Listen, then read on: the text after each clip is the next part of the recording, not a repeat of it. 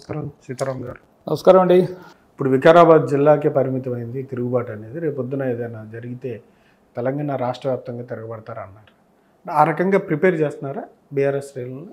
BRS శ్రేణులు prepare చేయడం question కాదండి. ఇప్పుడు యాక్చువల్గా ఏంటంటే నాయకుడిని కాపాడుకోవాల్సిన బాధ్యత బీఆర్ఎస్ శ్రేణుల్లో అయితే ఉంది. కాపాడుకోవాలి ఒకటి.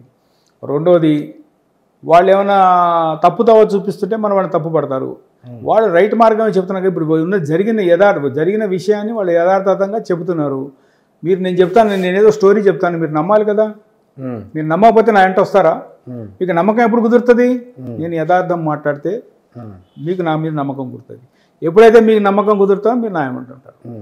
ఖచ్చితంగా వీళ్ళు ఉన్న విషయం మాట్లాడుతున్నారు.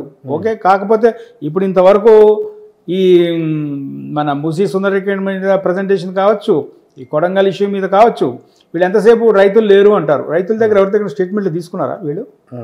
మీరు బయట నుంచి కూర్చున్న వాళ్ళు టీవీల్లో కూర్చొని మాట్లాడుతున్నారు తప్ప కానీ మీరు రైతులు అరెస్ట్ చేసిన వాళ్ళు మీ దగ్గర ఇక్కడ స్థలం లేదు, మిమ్మల్ని అడగలేదు, మీరు చేయలేదు అని అడగట్లేదు కదా.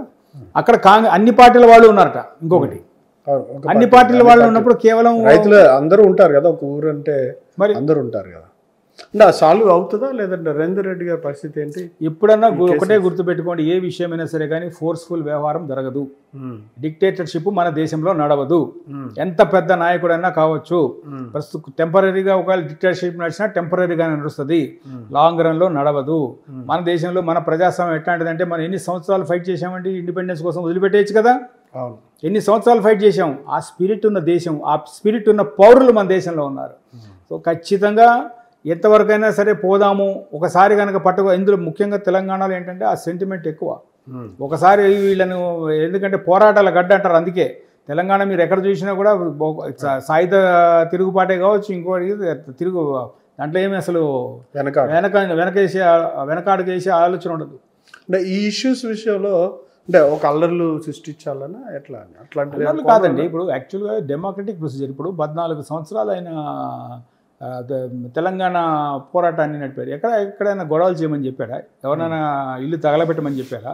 లేకపోతే ఎవరైనా చేశారా? ప్రజాస్వామ్య పద్ధతిలో చేశారు కదా. ఎక్కడ అసలు law and order situation create చేయకుండా యాజిటేషన్ చేశారు. సో అట్లాంటి పార్టీ ధ్వంసం చేయమని ఎందుకు చెప్తుంది?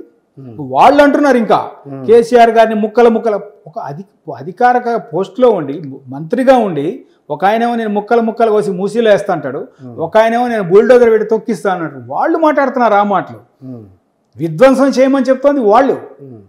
వీళ్ళు ఎక్కడ మాట్లాడాలి? ఇంతవరకు కూడా ఎప్పుడు కూడా ఇంత పార్టీని ఎప్పుడు కూడాను డెమోక్రటిక్ పద్ధతిలో నడిపినారు తప్ప కానీ ఎక్కడ కూడా విధ్వంసం చేయమని చెప్పాలి. వాళ్ళు మాట్లాడుతున్నారు అన్నమాట. ఒక అధికారిక ప్రోగ్రాంలో ఉండి ముక్కలు చేస్తానంటాం. అది తప్పు కాదా? అదే అటెంప్ట్ టు మర్డర్ కేసు అవుతుంది. తర్వాత ఈ బుల్డోజర్ పెట్టి తొక్కుతా అన్నది కూడా అవుతుంది.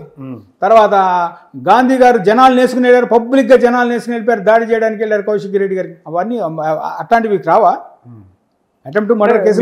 మీరు పార్టీలో వ్యక్తుల్ని లాస్ట్ టైం ఎమ్మెల్యేలు జాయిన్ చేసుకున్నప్పుడు ఏం మాట్లాడాల? ఇవాళ మీ పార్టీలోంచి ఒక 3-4 వెళ్ళి ఎటు కాకుండా కోర్టు తీర్పుల కోసం వచ్చి వెయిట్ చేస్తుంటే మీరు వాళ్ళు విమర్శిస్తూ ఉన్నారు ఇక్కడి నుంచి వెళ్ళిన ఎమ్మెల్యేలని. మీకు ఆ నైతిక హక్కు ఉందంటారా? ఎందుకు మీరు చూడలేదా? వాళ్ళ ఇళ్ళ దగ్గరికి వెళ్ళి చావు డప్పులు కొట్టండి అన్నారు కదా రేవంత్ రెడ్డి గారు. గతంలో కాంగ్రెస్ నుంచి ఇక్కడికి వచ్చిన వాళ్ళని ఎంత చండాలంగా మాట్లాడారు వాళ్ళని. ఈ పార్టీ బీఆర్ఎస్ పార్టీ వాళ్ళు వెళ్ళిన వాళ్ళని అంత చండాలంగా మాట్లాడట్లే. చావు డప్పులు కొట్టండి, ఇలా ఎట్లా చేయండి అని చెప్పింది ఆయన. ఇక్కడ ఎవరైనా ప్రబోధించారు ఆ రకంగా? చెప్పలేదే. సో వీళ్ళు ఆ రకంగా మాట్లాడింది ఆయన, ఇంకెవరు మాట్లాడలేదు. అనర్హత వేటు వేస్తారా వీళ్ళందరి మీద? కోర్టులు తీర్పు కనుక చూసుకుంటే ఈ మధ్య కాలంలో హిమాచల్ ప్రదేశ్ ఇష్యూయే కావచ్చు, లేదా జార్ఖండ్ ఇష్యూయే కావచ్చు, డిస్క్వాలిఫై అయినారు. కాబట్టి చాలా సిచ్యువేషన్ లా దృష్టిలో పెట్టుకుంటే సిచ్యువేషన్ చాలా క్లియర్గా కనపడుతుంది, డిస్క్వాలిఫై అవుతారు అని. ఎలక్షన్స్ వస్తాయి, అయితే బై ఎలక్షన్స్ రావడానికి అవకాశం ఉంది. కులగన్న ప్రక్రియ సర్వే కోసం మీ ఇంటికి వచ్చారా? మా ఇంటికి రాలేదండి ఇంకాను. కాకపోతే మా ఇంటి దగ్గర అతికించి వెళ్ళారు. నేను లేను కొంచెం. నేను కూడా ఏంటంటే కొంచెం ఫ్రీక్వెంట్గా అక్కడ బయట తిరగడం మూలంగా అందుబాటులో లేను నేను. ఒకటి. రెండోది కులగణన. అదే మీకు అధ్యక్షులు కదా మీరు, మిగతా వాళ్ళ దగ్గర నుంచి ఫీడ్బ్యాక్ వస్తుంది కదా, వాళ్ళు చెప్పింది ఏంటి ఇక్కడ జరుగుతుందండి. ఆల్రెడీ నా ఆర్గ్యుమెంట్ కూడా ఒకటేనండి. 2011 జరిగిన సెన్సస్ అంటే ఫస్ట్ థింగ్ ఏంటంటే మీరు సెన్సస్ చేయాలంటే ఒక కేంద్రానికే ఉంది అధికారం. చట్ట ప్రకారం ఒక కేంద్రమే చేయగలదు సెన్సస్. మీరు కులగణన పేరుతోటి కులగణన చేస్తున్నారా అంటే సెన్సస్ చేస్తున్నారన్నప్పుడు యాక్చువల్గా ఏంటంటే ఈ క్యాస్ట్ బేసిస్లో చేయాల్సిన సెన్సస్ 2011లో అమెండ్మెంట్ తీసుకురావాల్సింది చట్టపరంగా వాళ్ళు తీసుకురాలే. ఆ రోజు తీసుకురాలా. ఈరోజు వీళ్ళకి అధికారం కూడా లేదు. ఒకవేళ మీరు చేసినా కూడా అది నిలబడదు. మీకు చట్టమే లేదు, మీకు ఇది కూడా చేయమని చెప్పి మీరు ఎక్కడి నుంచి చేస్తున్నారు, ఎందుకు చేస్తున్నారు? ఏంటి దాని ముఖ్య ఉద్దేశం ఏంటి వెనకాల?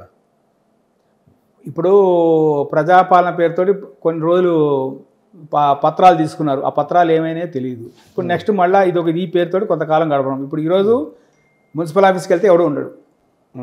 వచ్చే ఏమంటే అందరు ఈ పని మీద వెళ్ళారు. కలెక్టర్ కమిషనర్ రోడ్డు మీదే ఉండమన్నాడని చెప్తున్నారు. అరే మరి పరిపాలన వ్యవస్థను మొత్తం వదిలేసేసి మీరు రోడ్ల మీద ఉంటే పరిపాలన ఎవరు చేయాలి? Thank you sir.